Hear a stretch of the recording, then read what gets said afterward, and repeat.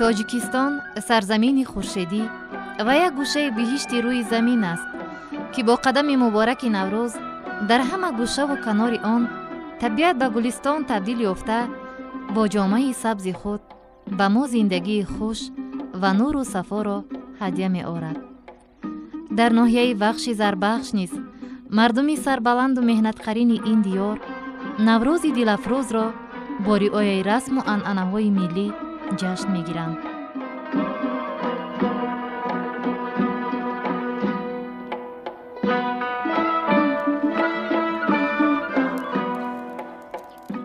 дар ҷашни наврӯз дар ноҳияи вахш ба монанди дигар ноҳияҳои ҷумҳуриямон халқ ҳама сарҷамъ шуда хуб ҷашн мегиранд ва дар ҳамаи қишлоқҳову деҳаҳо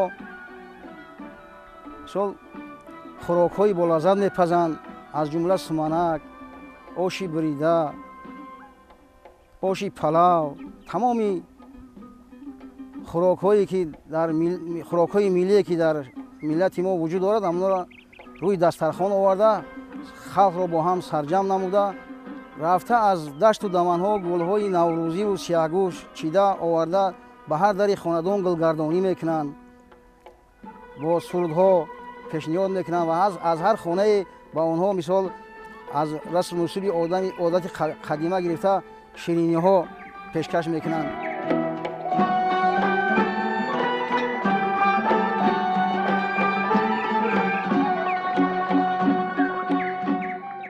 дар иди баҳор тамоми табиат зинда мешавад. ҳатто илҳоми шоирон ҳамчунон дар ҷӯшу хуруш мешавад, ки бениҳоят шеърҳои зебову пурмазмунро эҷод мекунанд. муслима муродова аз зумраи фаъолзанҳоест, ки дар бештари чорабиниҳои идонаву фарҳангии ноҳия ва берун аз он бо садои хуш ва ҳунари дуторнавозиаш ҳамчун муслимаи дуторӣ шинохтаву маҳбуб гардидааст. аслан худи ӯ дар оилаи санъаткор ба дунё омадааст ва аз ҳамин сабаб меҳри сарояндагӣ ва навозандагӣ дар замираш наҳуфтааст. дар корхонаи обёрикунии ноҳияи вахш ба ҳайси мутахассиси кордон солҳои зиёд фаъолият намудааст.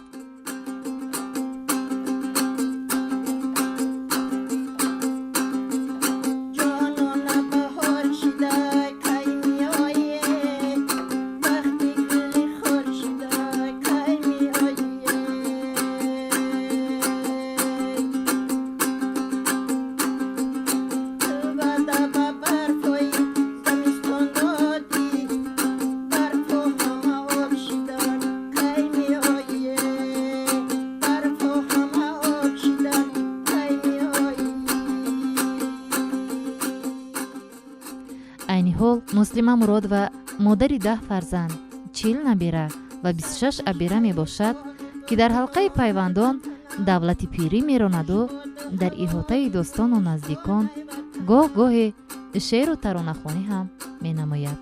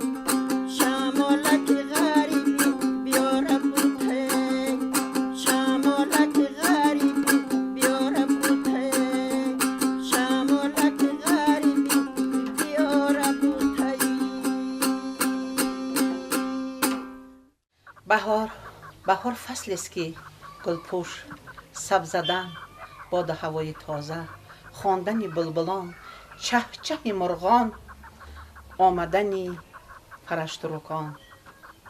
بهار یک منظره هست که دلخوشی، دلگرمی، باد هوای تازه تاجیکستان ما را باز هم زیباتر و خوشحالتر میگرداند.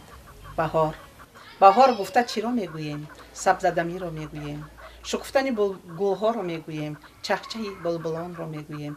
در فصل بهار زمین بیدار میشود، دهقان به کشت کار تیار میشود. دهقان با امید دانه میپاشد که در تیرما زم کرده گیرد. بهار یک فصلی هست که به آدم روح و الهامی تازه میبخشد. همه شما را تاجیکستانیان در فصل بهار تبریک و مبارکباد میگویم. نوروز به نوبهار کی میبینم، گلها را به 6 قطار کی میبینم. گلها را به 6 قطار در فصل بهار، دنیا را به یک قرار کی میبینم. نوروز شد و لاله خوشرنگ برآمد، بلبل به تماشای دف و چنگ برآمد. مرغان هوا جمله بکردند پرواز، مرغ دل من از قفسی تنگ برآمد.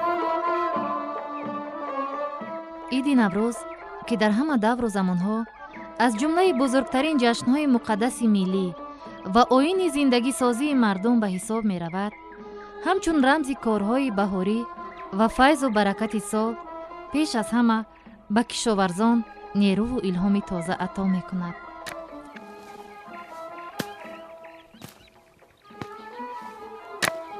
نوروز با نقش سازنده خیش به شدگار و کشتکار زمین، پاشیدن دانه امید، شیناندن نیحال و گل و گلبوته ها مردم را به آغاز کارهای بهاری هدایت می نماید.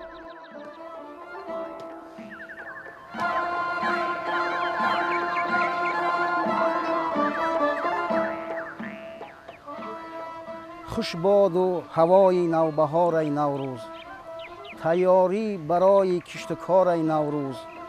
در دشت و دمن سبزه تر می روید، چون بلبلی مست صوت هزار ای نوروز.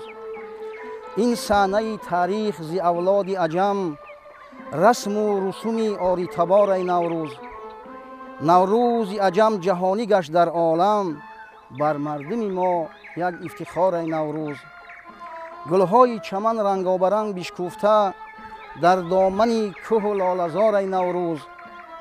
این جشن نیاگان تا به امروز رسید، هر سالی به سال در انتظار ای نوروز.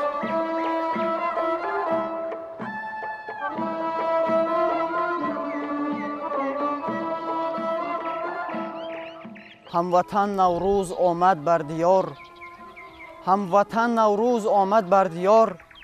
از قدومش این زمین گشت لاله‌زار.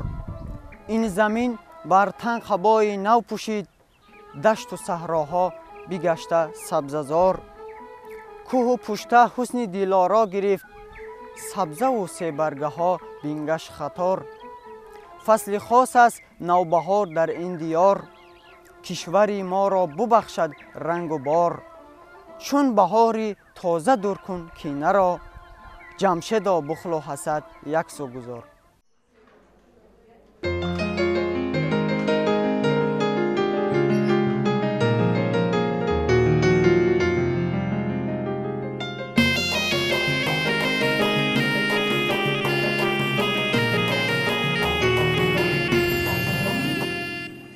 адрас ва атласбофӣ яке аз ҳунарҳои маъмулии тоҷикон маҳсуб меёбад ки то ба имрӯз маъруфияти зиёде дорад. дар замони муосир корхона ва марказҳои таълимию истеҳсолӣ қариб ки дар ҳар як шаҳру ноҳияҳои кишвар мавҷуданд ва мусаллам аст ки талаботи мардум низ ба матои гуногун шакли адрас меафзояд, хоса дар ин рӯзҳои баҳору ҷашни наврӯз. маркази таълимию истеҳсолии адрасу атласбофии ноҳияи вахш низ дар ин самт қариб 30 нафар занону бонувонро ба омӯзиши ин ҳунари меросӣ ҷалб намудаанд. ба ғайр аз ин дар ин марказ занону бонувон ба омӯзиши ҳунари дузандагӣ низ машғул ҳастанд.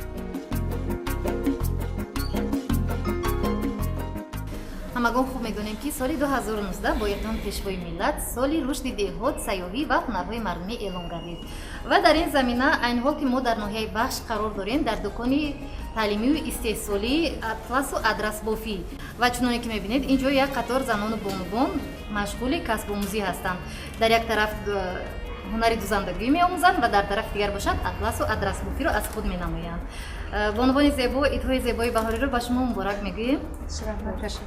бед оғоз мекунем аз он ки ин чӣ гуна дукон аст ва дар он чӣ гуна ин ҳунари адрасбофӣ ё атласбофиро омӯхтан мумкин аст. дар асл дукони мо дар ин тараф ҷойгир аст. аппарати ҷойкардагӣ дастбофимон дарозии дуконмон 2.5 ба 3, баландии дукон 2 метр. вақте ки инҷа тавалдӣ меган ҷои матопечонӣ матои атласа мепечонанд. дар инҷо шона ҷойгир аст, дар инҷо релиска ҷойгир аст, дар даруни релиска гулла ҷойгир аст. дар ҳар як донаи релиска 350 донагӣ гулла ҷойгир аст. 700 дона мешавад ҳамагӣ. дар инҷо аснова ҷойгир аст, дар дарозии аснова шадад ҷойгир аст. дар инҷо лӯҳи бод мегем барое ки дар ин ҳолат ки риштаҳо кам дар инҷо ҷойгир мешавад. тамоми нозикиҳои ҳамин дуконро аз худ кардем. яъне ки аллакай шумо мустақилона метавонед ки як матои адрасро худатон бофед. агар баъди ёд гирифтан дар байни 3 рӯз метавонем ки 8 метр атласро кофта тайёр кунем. як матои атлас дар муддати 3 рӯз тайёр мешавад. албатта ин бо ёрдами якдигарӣ ё ин ки худи як нафар метавонад ки дар муддати 3 рӯз як матои бо ёрдами якдигарӣ. бо ёрдами якдигарӣ. хуб чуноне ки мебинем дар ин дастгоҳ Шаҳноза, Салима ва Шоира машғули касбомӯзӣ ҳастанд ва мехоҳам фаҳмам ки шумо бо чӣ мақсад ин касбро меомӯзед. Шоира бону барои он ки ман адрасбофиро нав мебинам, мехоҳам ки аз худ кунам ин касбро. баъд аз хатми ин касб тамом карданамон ба хонаҳо рафта занҳои бекори хонашинро ба ин касб ёд диҳам. яъне ки фаро гиред онҳоро. хуб чанд муддат аст ки шумо ана ба омӯзиши адрасбофӣ машғул ҳастед? тӯли як моҳ. дар як моҳ аллакай боварӣ ҳосил кардед ки шумо ёд гирифтед, минбаъд низ аллакай устои кори худ шуда метавонед. хуб фарз кардем ки ана ҳамин ҳунари адрасбофиро аз худ кардед. баъд аз ҳуҷҷат гирифтан хуб шумо чӣ мақсад доред, чӣ кор мекунед? баъди сертификат гирифтан атласбофиро ки аз худ кардем дар хона як дукони атласбофӣ мегирем ва омӯхтанро давом медиҳем. яъне ки мақсадатон айни ҳол ҳамин аст.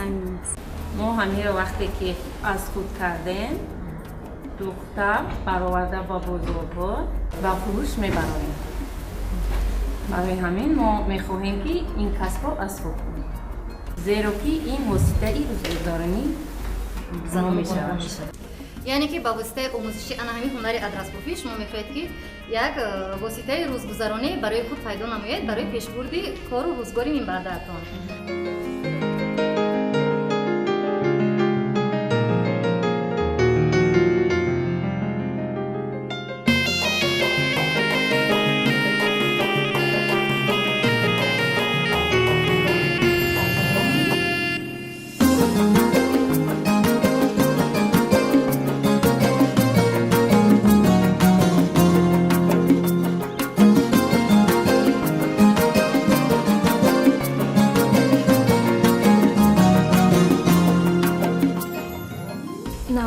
به نوبهار کی میبینم گلها را به 6 قطار کی میبینم گلها را به 6 قطار در فصل بهار دنیا را به یک قرار کی میبینم بهار آمد گلی سوسن قطار آمد به دهقان وقتی کار آمد بهار نو مبارک بود نوروز شد و لاله خوشرنگ برآمد بلبل به تماشای دف و چنگ برآمد مرغان هوا جمله بکردن پرواز مرغ دل من از قفس تنگ برآمد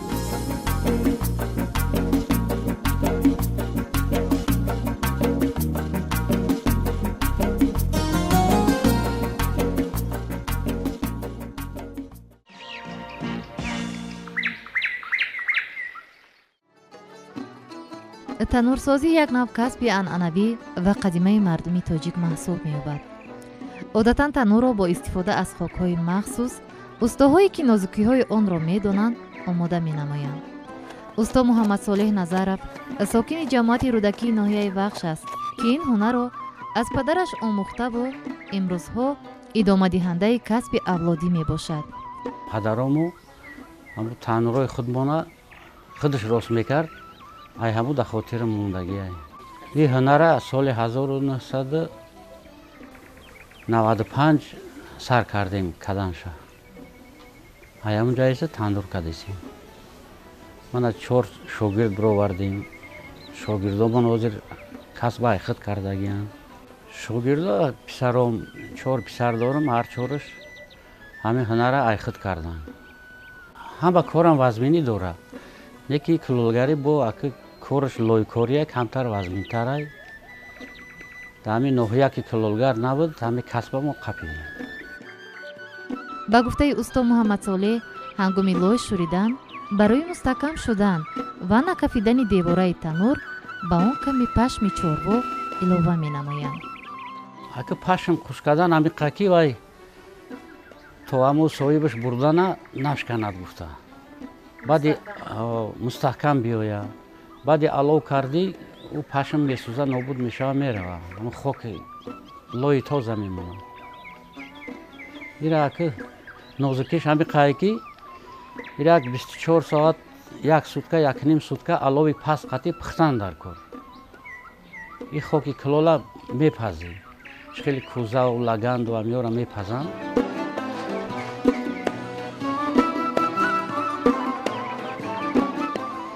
яке аз амалҳои муҳими дигари танурсозӣ зери по сум задани лой мебошад. онро такрор ба такрор сум мезананд, то ки тамоми ҳавои дохилаш берун шавад ва лой шакли як лухти часпакро гирад. баъди комилан омода гаштани лой, қисми аввали онро муддате мегузоранд.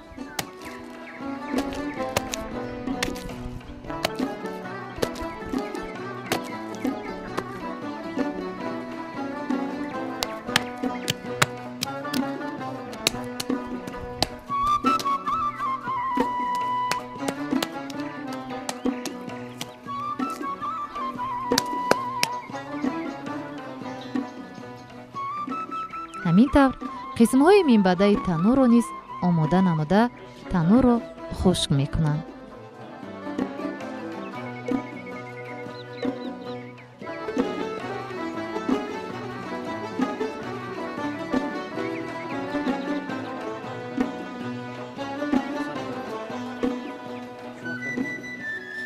пуртоқат шидан дар кор. як хел одам тоқат карда наметонад. ира як ҳамин тандура 3 рӯз 4 рӯз ай гирдаш гаштан дар кор, меҳнат кардан дар кор. аки кори мо мавсимияй. ҳамин тобистон баҳор кор мекунем, тирамо зимистон намекунем дига. барое ки хунука ёхи лой сум зада намешавад, корка намешавад. бояд гуфт ки танурро дар ҳама фасли сол сохтан ғайриимкон аст, зеро ки дар ҳарорати паст лои он хуб омода намешавад ва танур хушк ҳам намешавад. усто муҳаммадсолеҳ назаров ҳамроҳи фарзандонаш одатан аз моҳи март то моҳҳои август ё сентябр вобаста ба вазъи ҳаво ба танурсозӣ машғул мешаванд.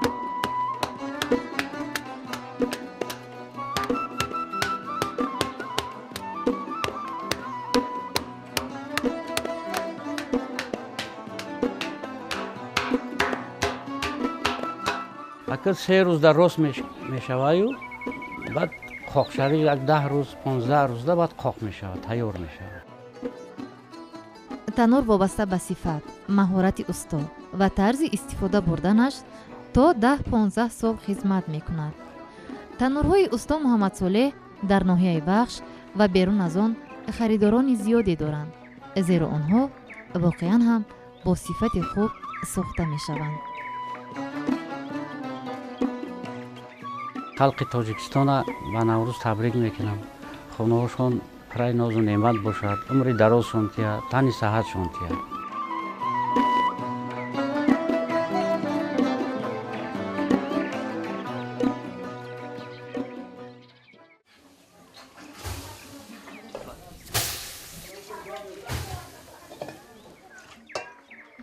дар фарҳанги суннатии мардуми тоҷик нон яке аз ғизоҳои асосӣ ба шумор меравад.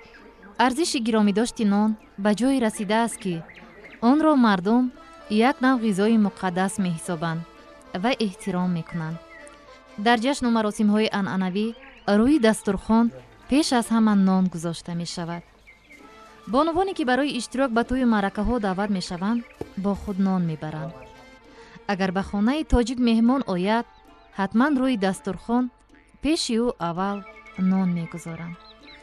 кадбонуҳои тоҷик тӯли садсолаҳо навъҳои гуногуни нонро аз қабили чапотӣ, гирдача, кулча, фатир, қалама, таҳмол, кулчаи калони кордӣ ва амсоли инҳоро вобаста ба завқу маҳорати худ мепазанд.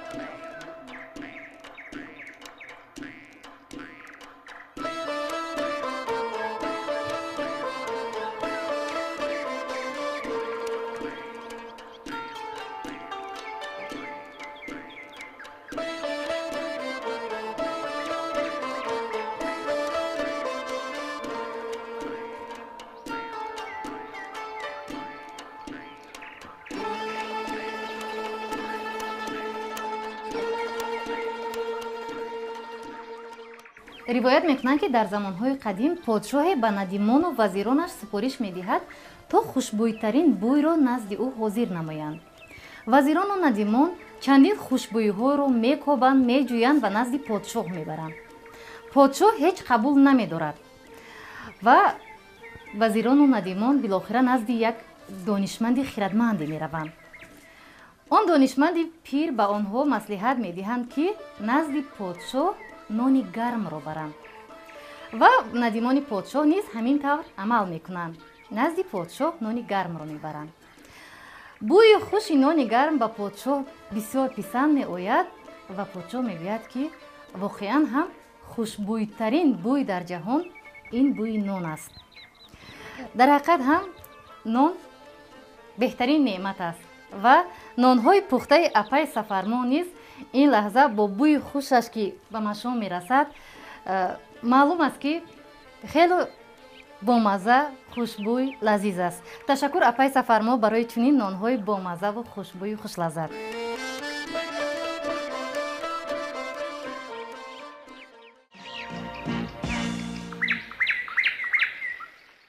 яке аз хӯрокҳои милливу маъмуливу дӯстдоштании мардуми мо ин шакароб ба ҳисоб меравад.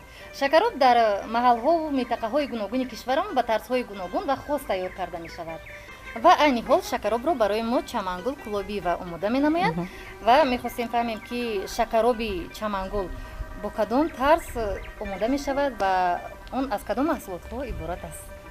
хоб шакаробе ки имрӯз мо тайёр мекунем аз чака, пиёз, бодринг, помидор, шалғамча ва кабудиҳои баҳорӣ.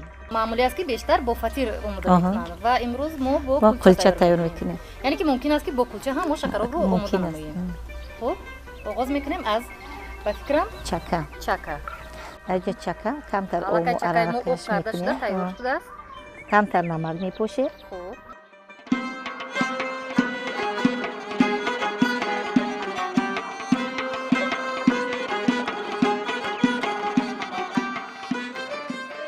метавонад шакароб аз дар фасли зимистонам мо шакароб тайёр мекунем мехӯрем. фақат набудани помидори бодринг мо метавонем дар ҷои вай аз хӯришҳои зимистонае ки мо дар банкаҳо маҳкам мекунем метавонем истифода барем. кабудиё тағйир намеёбад. кабудиё ҳама вақт зимистон тобистон ҳаст. бисёртар дар фасли баҳор мардум майл ба ҳамин шакароби тоҷикӣ мекунанд. дар ин вақт пудинаи боғӣ мебарояд, кабудиҳо мардум бисёртар мехӯранд. бисёртар аз ҳамин чиз истифода мебаранд шакароб.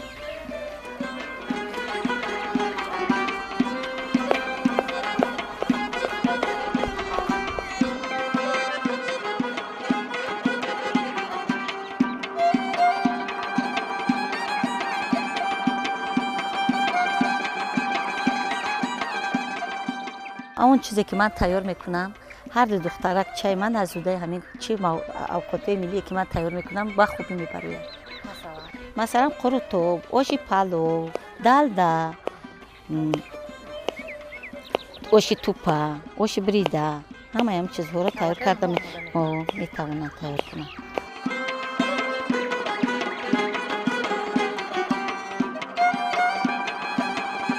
شلغمچه با سلامتی آدم هم سبک است هم زود هضم می شود. یعنی که فایده آور است. ما می توانیم که در شکراب تاجیکی خودمان همین رو هم استفاده برده می توانید.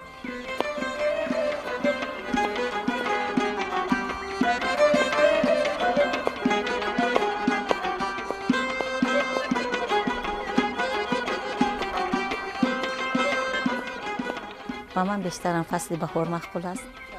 در فصل بهار طبیعت زنده می شود. همه اون سبزیجاتی هست ما از این استفاده میتونیم بکنیم.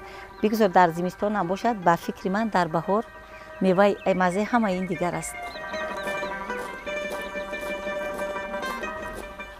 وقتی که من 14 ساله بودم و من بسیار مادرم وقتی که شکراب تیار میکرد من به همین چیز بسیار دقت میدادم برای که با من شکراب بسیار مقبول بود. با فکرم از 14 سالگی من تیار کردن این شکراب رو آموختم. اینک تمامی ملی بود دوست داشتنی ما شکراب با طرز تهیه و پیشنهادی چمنگل پلوی و آماده گشت و باور دارم که مزه خوش هم دارد. چمنگل عزیز در این فصل گلشکفتی سال در بهار نازنین به مردم کشورمان چه تمنا دارید؟ به مردم کشورمان در این فصل بهار پیش از همه سلامتی، خانه آباد، روزگار تنج بگذار در همین نوروز در همین بهار همه وقت سرسبز و خرم باشند. تشکر. ما هم به شما یک زندگی بهارانه تمنا می‌کنیم.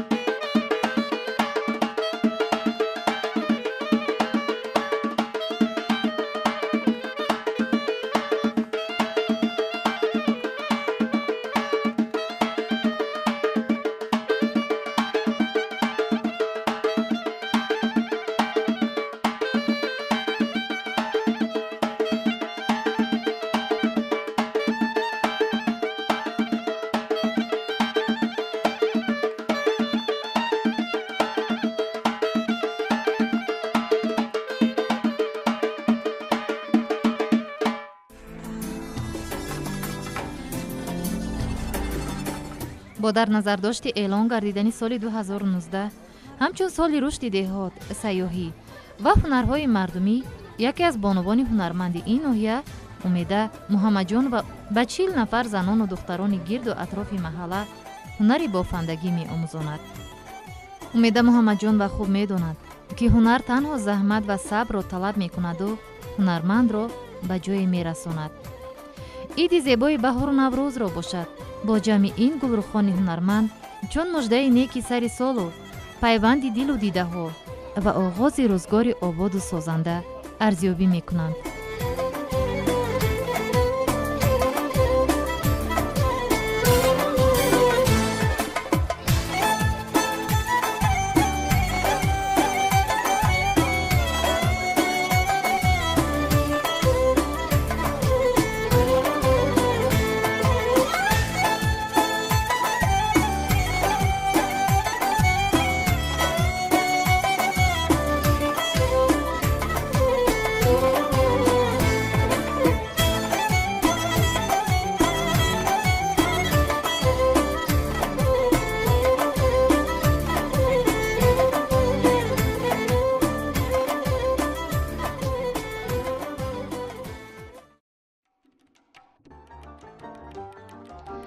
یک بخش مکمل خوراک‌های ملی تاجیکی را طعام‌های خمیری، یعنی طعام‌هایی که محصولات اساسیشان از خمیر است، تشکیل می‌دهد. با گروه خوراک‌های خمیری آش بریده، اوماچ، منتو، توش بیره، اوگرا، آش توپه و چندی دیگر داخل می‌شوند. یکی از فعالزن‌های دیگر ناحیه وخش این بانو تقی‌گل علیم و آموزگار سابقه دار همچنین رئیس محله هستند که این حال ما با آنها هم صحبت معنوی میکنیم و سری تیار کردن آش بریده قرار داریم. نخست صحبتمون اطرافی همین طرز تیار کردن آش بریده و خصوصیت‌های شفابخشی اون در ایام بهار نوروز کمی معلومات میدیم. آش بریده یکی از معمول‌ترین خوراک‌های خلقی ما میباشد. باز در بهار به خصوص در فصل بهار وقتی که گیاهای شفابخش سبز میشوند پیدا میشوند خیلی فایده‌ناک است برای سلامتی انسان. فصل بهار سر میشود بسیارتر اکثریت همین آش بریده را استعمال میکنند. بعضی وقت میگویند که خوراک‌های خمیری برای مردم ضرر دارد، به سلامتی انسان فربگی می‌آورد. من فکر میکنم که اگر همه چیزی که از معیار زیاد شد هم به انسان ضرر دارد. بله. یعنی که هر معیار شدیده و از حد نگذرند اگر فایده دارد. بودینا با شیبید میگویند بسیار علف‌های همین خیلی گیاهای شفابخش هستند که به حد برای انسان فایده دارند. از این رو ما بسیارتر استعمال میکنیم هم در اویله هم وقت در فصل بهار استعمال میکنیم آش بریده رو. دیگر خوراک‌های اگر از خمیر تیار شده بسیارتر اگر تخم استفاده برند ما در این خمیری زولای آش بریده تخم رو استفاده نمیبریم. یعنی که ما باید استفاده نبریم. بله فقط آرد و آب و نمک رو استفاده میبریم در زولاش. بله. باز در کدام موردها مثلا انمی آش بریده استعمال کردن ممکن است؟ مثلا بغیر از اینکه ما مثلا در بهار با بعضی مثلا گیاهای بهاری استفاده میکنیم. همه وقت استفاده همه فصل‌های سال استفاده بردن ممکن است چون که ما ذخیره میکنیم. سبزیجات رو ذخیره میکنیم. همین گیاها رو با خشک میکنیم. هم ریحان و شیبیت و باز در فصل بهار به حد با لذت میآید. آش بریده از حساب همین گیاهایی که گفتیم که ما در همین آش بریده میاندازیم استفاده میبریم و سلامتی انسان به حد فایده دارن. همین خیلی روایت هستند که مردم میگفتن که کلان سالون که اگر چی خنوکی داشته باشین یگان اگر علتو در وجود انسان اگر چی رطوبتی باشد همون مثلا پودینه، شیبید، روشک همین چیزا همین رطوبت رو از بدن انسان خارج میکنه. سبزیجات و میوگی همه وقت برای خوراکایی که روغنی اگر استفاده بردیم زود هضم میکنن. از حساب هم دارای ویتامین‌های بسیار هستند و سلامتی انسان به حد فایده دارند. بسیار وقت مردها از در بیرونند از پای زندگی و مثلا رزق روزی یافتن اکثریت زنان در خانه میشینند. از این رو باید که مادر و دوش خود بسیارتر تربیت فرزند رو به خودی خود بر دوش خود بگیرد، بی نظارت نماند. دختر بچه‌ها رو می شود که تو به وای رسیدن همه هنرها رو از خود کنن یاد گیرن برای آیندهشون. من دو دختر دارم. چی هنری که از دست خودم می اومد به دخترم آموزندگی هم باز با کلین دارم، با کلین آموخته استودم. میگم که گندم هر جو کدبانو جو یعنی که همه خوراک اگر در همه جا آرد و آب باشد لیکن همه رو هر یک زن هر خیل به طور خود تیار میکنه.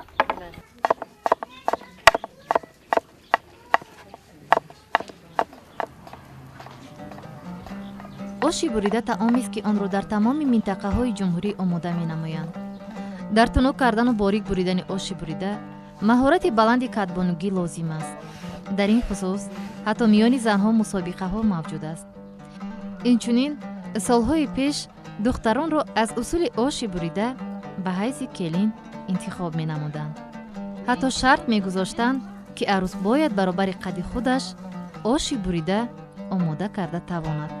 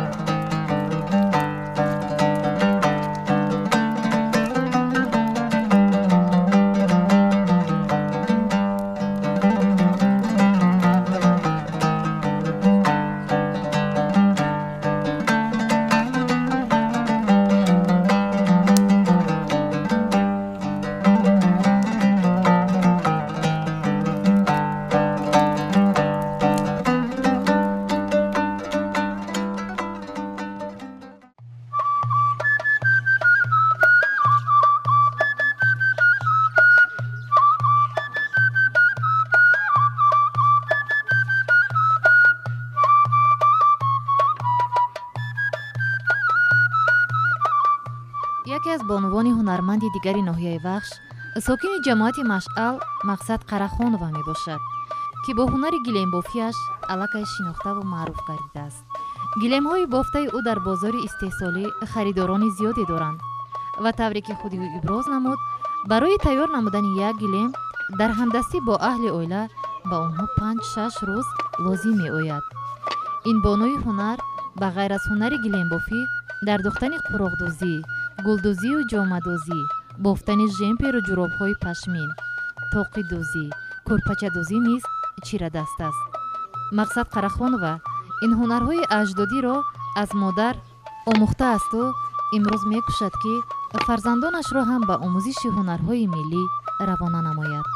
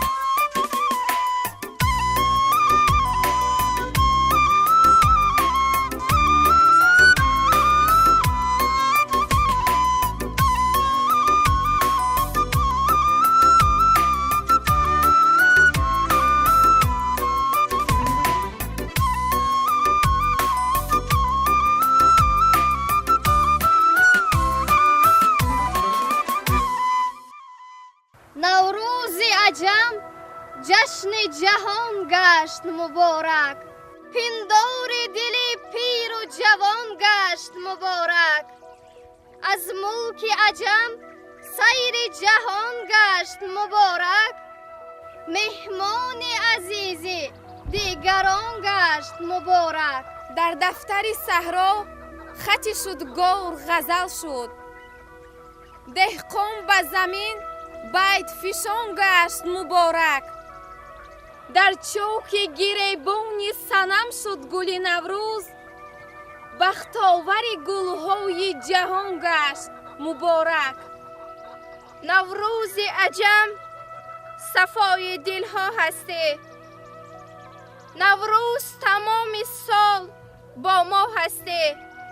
نوروز به خلق تاجیکستان من امروز عزیز فردا هستی.